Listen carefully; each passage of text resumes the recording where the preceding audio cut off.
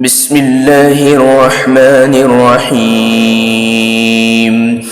وكذلك أوحينا إليك روحا من أمرنا ما كنت تدري ما الكتاب ولا الإيمان ولكن جعلناه نورا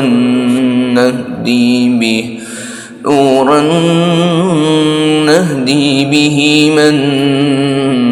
نشاء من عبادنا وإنك لتهدي إلى صراط مستقيم